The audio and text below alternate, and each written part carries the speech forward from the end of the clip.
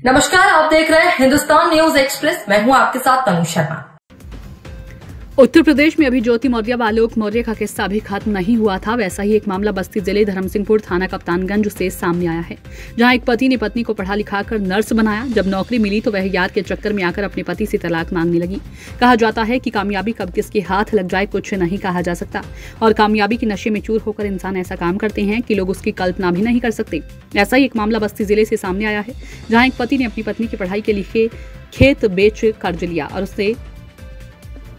जिससे उसका सपना साकार हो सके। जब पत्नी पढ़ाई लिखाई कर नर्स बनी और नौकरी पाई तो उसने अपने पति के साथ बेवफाई कर उसे ही किनारे कर तलाक मांगने लगी। पत्नी से धोखा खाने के बाद जब पति ने मीडिया से अपनी गुहार लगाई तो उसकी आंखों से आंसू आ गए। उसके पति का आरोप है कि उसकी पत्नी और उसका प्रेमी दोनों मिलकर उसे जान से मारने की धमकी दे रहे हैं। पति ने बताया कि मेरी शादी 2011 में हिंदू रीति रिवाज से अर्चना पुत्री लवकुश प्रसाद, जो भुवनपुर थाना कप्तानगंज बस्ती के रहने वाले हैं।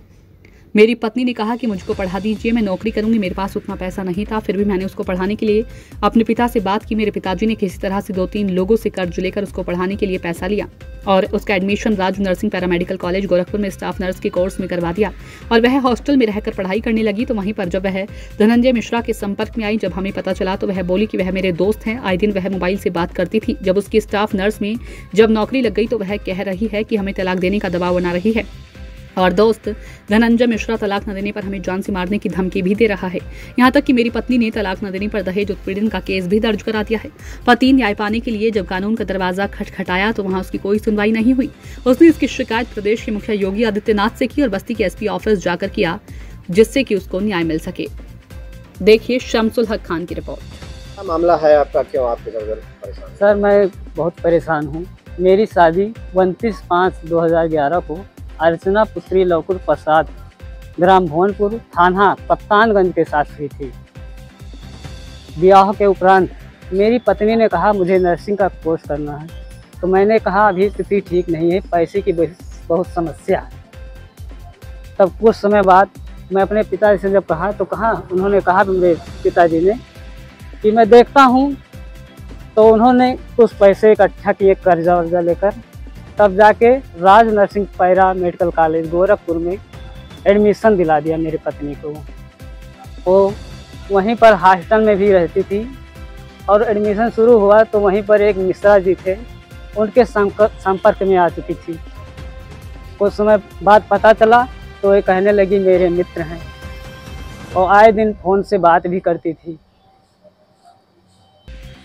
और स्थिति सर बहुत ख़राब हो चुकी है मेरी, और मुझे समझ में नहीं आ रहा था मैं क्या करूं। तो मैंने देखा कुछ प्रकरण ऐसे निकल रहे हैं, तो मैं यही उम्मीद लेकर आया हूं कि हो सकता है, मुझे पूरा विश्वास है कि हो सकता है मुझे भी वैसे न्याय मिल जाए। तो किससे न्याय मांग रहे हैं आप? योगी जी से? मैं योगी जी से मानता हूँ, कानून व्यवस्था से मानता हूँ। तो अब आपकी पत्नी आपके साथ नहीं रहना चाह रही, क्या है मामला? मामला यह है सर कि मेरे पिताजी ने खेती बेचकर उनको नौकरी पढ़ाया लिखाया, नौकरी पा गई, सरकारी स्टाफ नर्स हो गई। अब वो कहती हैं कि तुम तलाक दो। अभी मेडिएशन सेंटर में आया था बस्ती में 30 जून को, रास्ते में खजुआ के पास मेरी गाड़ी रोकी गई और मुझे मारा पीटा गया और धमकी दिया जाने लगा कि तुम तलाक दे दो, नहीं तुमको मार दिया जाएगा जान से।